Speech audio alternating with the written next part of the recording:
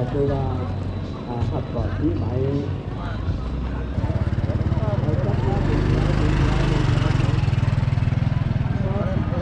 บ้านอยู่ด้วยทำงานอยู่ด้วยทำข้าวหน้าตาเขาพาไปอ่านที่มันเยอะเลยที่ว่าคืออ่านที่ว่าเล่นกองนี่เล่นกองก่อนเล่นกองก่อนยกป้ายนี่แหละตอนกันเข้ามาดีเขาพาปักไว้ที่เขาขาวไว้ที่เขา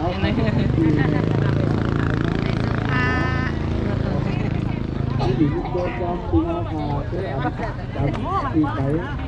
มาเกาหลีเพื่ออ่านไล่มาหลุดมาไปไหนเราเขาดีกันที่นี่มาเลยครับผม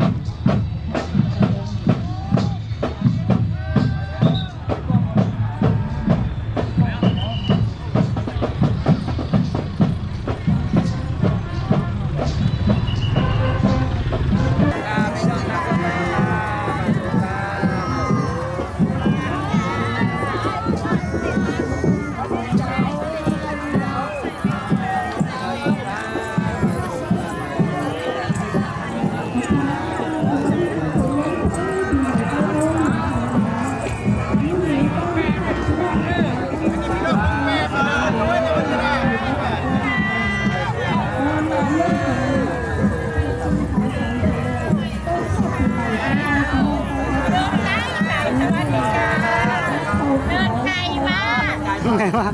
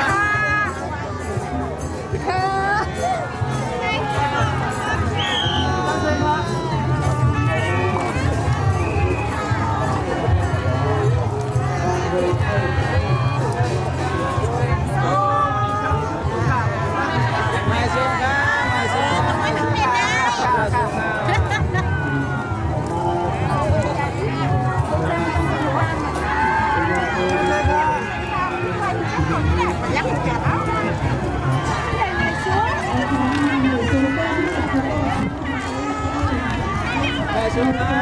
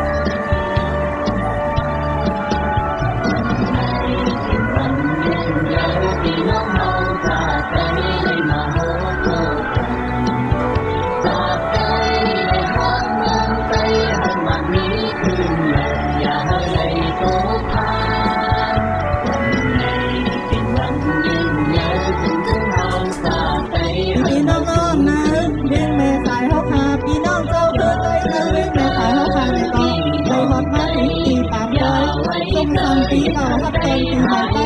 เจอเล่นในสายยอดตัวเล่าเลยเอานะคะนี่ยกเสื้อฮับตอนเลยนี่ถึงจะติดน้ำมาเขาเต้ๆนะคะเนาะอันหน้าโฮมกันตั้งเซ็งในตัวเด่นหน้าอยู่ตั้งบน31หมู่บ้านนะคะเนาะเป็นอันทางนี้ตาเสียงก้าเป็นอันชมเสื้อเต้เลยหันกูก็เลยมึงโคไตมาห่างดีห่างเรารักษาโคนลุงคือตัวเก่านะคะเนาะค่ะเตรียมลาบแปดแบบจะคือใจพี่น้องตั้งเสียงน้ำยืดดีเป็นน้ำตั้งใจเลี้ยวกันน้ำยืดดีโตตอนทำอย่างสุขวิญญาณพี่น้องตั้งเสียงเอากันบ้าใจขัดใจใครต้องคนแย้มเฮเลสืบต่อกาบีลาทั้งมันเป็นปังไปเอาแถมกันเนาะสิเวตากแหวนห่อนอีนึงค่ะเมื่อได้เป็นวันพิเศษเป็นวันก้อยพี่ได้เขาถือไม้เอาในค่ะแหวนอันกันจะเกิดเหตุเสียเข้าแถวเอาตีเขาอยู่มันไปข่าวเวลามันต้องกินน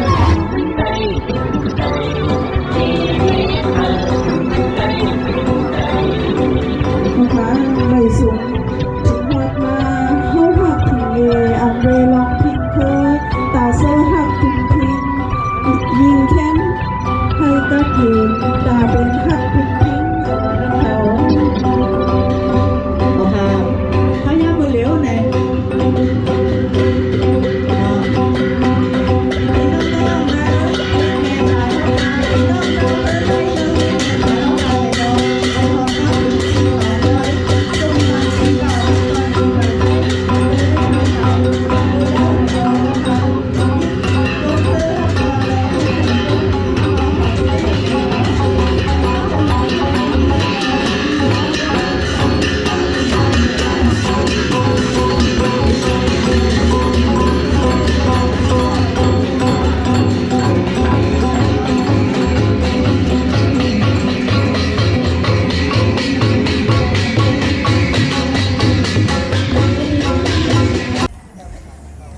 ป้าแก้วเป็นตัวแทนอันคณะชมรมวัฒนธรรมเครือไทยของเขาขอขอบคุณทุกผู้ทุกคนค่ะแล้วก็ตอนนี้ดีเสียสละเวลามาแล้วก็แต่งกายพี่น้องวัฒนธรรมของเครือไพ่เครือมันพี่น้องตายพี่น้องเขินพี่น้องลือเอามาแบ่งแยกกันเอารวมตัวกันแล้วก็ฮักกันเหมือนปีมันนอกทุกผู้ทุกคนค่ะเอาค่ะนี่ต้มขอบใจปีแก้วเอาค่ะเต้ๆค่ะวันนี้ปีแก้วพอดีเขาเลยสั่งปีอันเขาเจิญในอำเภอเขาอันไผ่เจ้าหน้าที่เขา6 โมงเปิดถึงจะมาเปิดงานนี่แหละต้องขอโทษที่พี่น้องเขาเลยมายืนเสียสละเวลาทุกผู้ทุกคนอีเดียวใครยืนทุกผู้ทุกคนปอเย่าทีนี้ก็ขอไปกินข้าวกินพักคืออะไรต้องอิ่มกันได้ก็พาแดดน้องเย่าจีพานายอำเภอมาเขาจะเปิดงานกันแล้วก็ทุกผู้ทุกคนขอคืนตอนรับปีใหม่แล้วก็ลำวงกันของไฟนั่นนะลำวงกินข้าวหลามกินข้าวปุ๊บกินข้าวใหม่ทุกผู้ทุกคนเหมือนนี่เอาสนุกกันเต็มที่ค่ะขอบคุณทุกผู้ทุกคนจากใจจริงพระเจ้าเห็นพี่น้องแล้วเขาเข้ามาน้ำตาปไหลค่ะขอขอบคุณค่ะค่ะยินดีกุ๊กกุ๊กตีมาปั่นเที่ยงใจพี่น้องได้เอาตั้งเสียงมาได้ค่ะเอากันที่อยู่เป็นกุ๊กกุ๊กเสียงกันค่ะเนาะหยุดยำบางกุ๊กก็เป็นป๊อปออนตั้งซื้อเนี่ยไปกะไหว้เสกินเขากินน้ำเย้าค่ะเนาะขึ้นมาเพราะว่าเขาพาจำเตเปิดในมาอยู่ขึ้นแถวมันเหมือนเก่าค่ะเนาะเรื่องแรก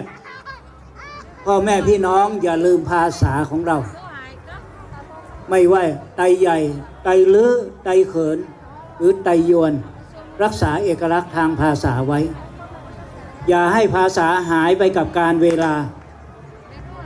เก็บไว้ให้ลูกให้หลานชั่วลูกชั่วหลานเหมือนบรรพบุรุษของเราได้รักษาภาษาสืบทอดต่อกันมาภาษาของเรา โดดเด่นไม่แพ้ภาษาใด สิ่งที่สองอยากจะให้พี่น้องชาวไทยของเรารักษาเอกลักษณ์ในเครื่องแต่งกายของแต่ละชาติพันธุ์วันนี้ไตลื้อไตเขินวัฒนธรรมสิ่งนี้กลายเป็นการท่องเที่ยวเสริมเมืองแม่สายของเราเราสร้างแม่สายของเราขึ้นมาจากวัฒนธรรมจากความเป็นน้ำหนึ่งใจเดียวกัน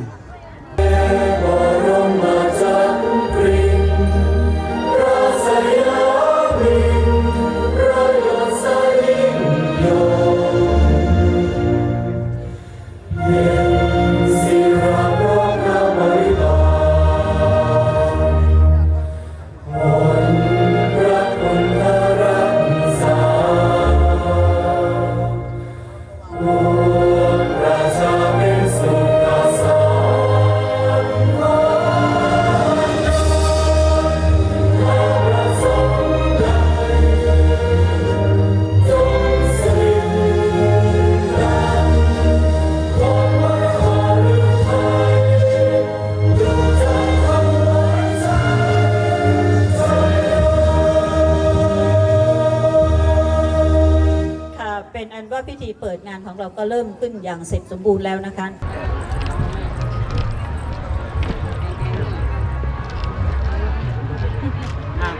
กี่ครั้งสามครับสาม ค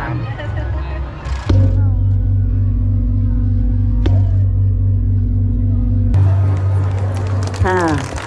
กราบขอบพระคุณท่านในอำเภอแม่สายเป็นอย่างสูงนะคะ ตอนนี้งานปีใหม่ไทยเราก็เปิดอย่างเป็นทางการแล้วนะคะ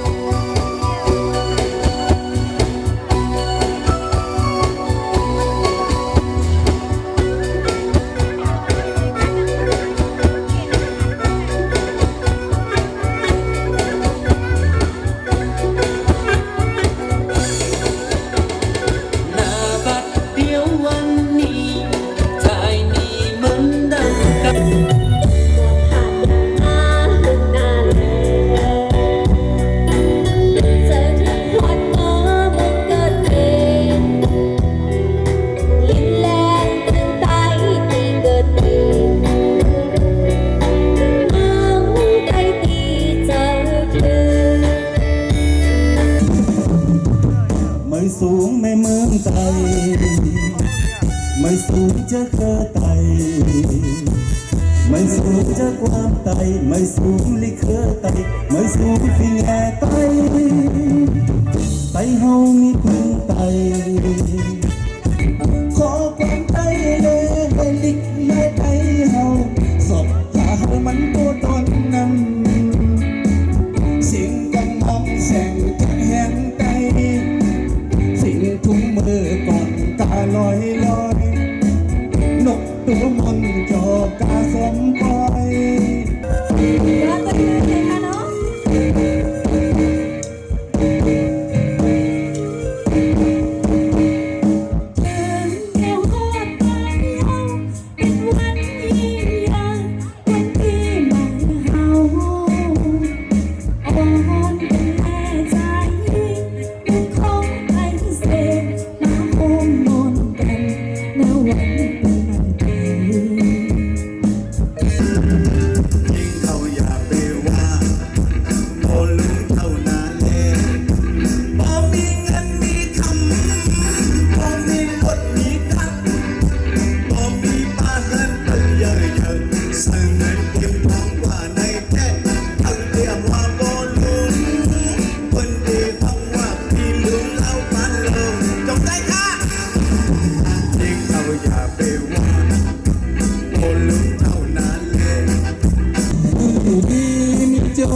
มีใจปีไม่ไตมันหายผู้ไตเป็นยิงดึงใจมาตอนปีไม่อยู่ดีกินหวานจุ่มอยู่ตอนปีไม่อยู่ดีกินหวานโอ้โหเจเด้ออันกันท่วงกันเส้นมาเลยไตเป็นหินทุ่งเฮามาถึงมือก่อน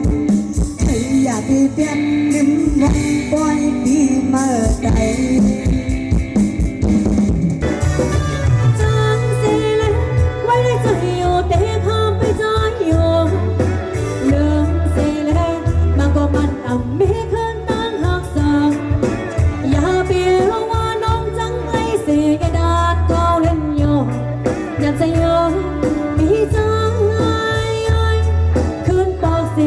ก่อนลาผู้เคยกินเบิ้งเฮาเลยเมื่อยามเฮาเลยบาดยาที่ไรหันกองลอยเมื่อเตียนมีกาหาเจ็บมือผ่านผู้อ่อนเฮาเฮ็ดมาไว้บ้านเมื่อนั้นเฮาคงนัดคงพา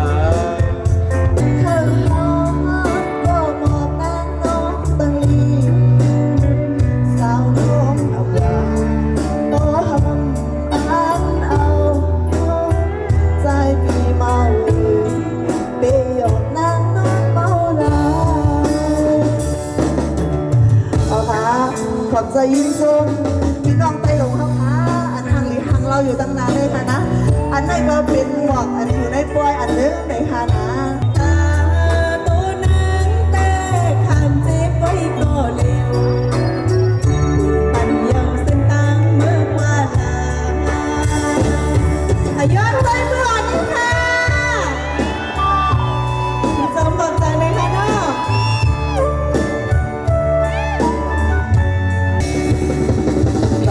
ก็เป็นลูกพ่อแม่ไตนางเป็นลูกไตลาเป็นสังสุสัมเธอคือถูกเนาเป็นสังสุสัมเธอลืมไตถูกเนาตาโลภวนคือเซ่มือ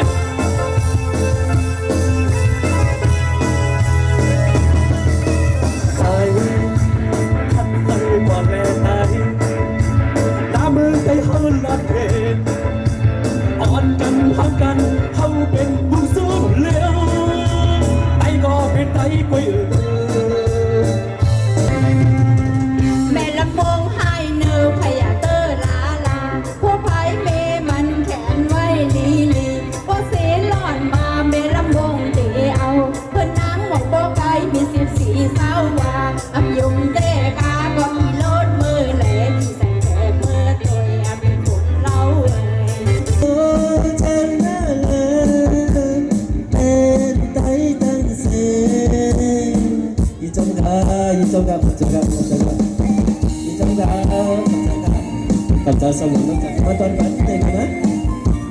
อบใจครับขอบใจครับขอบใจครับขอบใจครับขอบใจครับให้มีมังเปิ้นฮักมังเปิ้นดาวมีเมืองเปิ้นฮักเมืองเปิ้นใจมีเมืองในก็ทุกลีฮักเมืองจึงเปิ้น ยุ่มใส่เลยเขียวข้ามาบ่เมาเกินทางตีเอาเจ้านั้นเมาหยอกว่าใจข้าปั่นเมากับบ่เงินเราเสียแล้วเบาเอาลุงให้เกาปีใจแล้วเหลือเบินเฮียถือเอาสามบาทเปลี่ยนผู้เปิน พบเจอฟ้าดังลินปันเฮาไหลมีวันเจิงหนึ่งในเขาวันตั้งนาปิดมือก็ไหลก็ใจทุกทีขาด อย่าสั่งให้หายเมาอยากใส่น้ำเตี้ยแนวไหนอันปันว่าอันละเมาหักมันนำสั่งหายอยากเร็วสั่งปล่อยมันเลยอยากตั้งหันในหายาเปิด เอาเบิ่งอยากก็ทางดีบ่อุบลาให้ใส่ทิ้งอยู่แหให้สู่นอกแม่มาบ่อยู่เจอข้าวแก้มหนึ่งสมบเนียน สาวหญิงกายน้ำเสือโกตี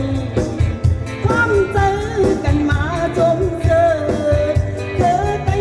เป็นเจ้าเธอเสือเฮามียิ่งจุงยิ่งแง่เธอไตเฮาจอนเดียวสู่ยาน้ำที่เมืองไทยน้ำเสือเหมือนหวานคนขโมยสายแดนเป็นนางเฮาหัว ความใจขอวันมันให้ไวโดดถึงตายดูแลตั้งใจ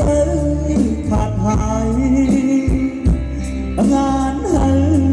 คือใจเลยขึ้นเลย อีกหลายใจเฮาก็ต่อนักยาวปัญหาสิเห็นจดก็แลลองดุงเลตามมัน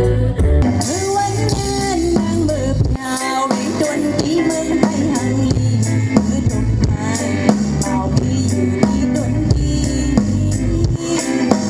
ยังถึงจักนิดเดียวใจเงียบมือตักมือทามใจสั่นตอบกำลังว่าขอรักความตายชมปีใหม่บงชาบงชาบงชายุดติดตามการชมสิ่งกองลงเลยบันเฮาบอดไว้หายที่มาจะเปิดเป็นตัวเด็ด เธอไม่ใส่หักคือกาสีเธอไม่ใส่หักคือกาสีลันเสียงมันคงได้เฮาอยากไอ้ก็ไปก็เป็นบุญ ตอนฮับเจ๋งปีใหม่ซ้อมกันนี่ค่ะเนาะ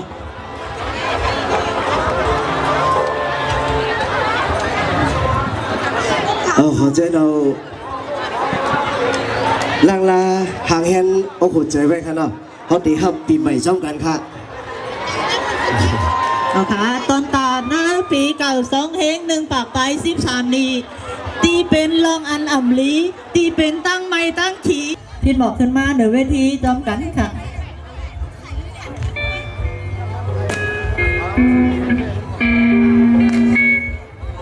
เลยหักปีใหม่เย้า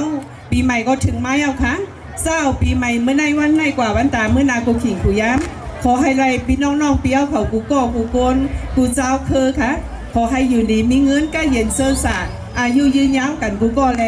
ลุยลุยเฮงเฮงกันกูก็ขนอ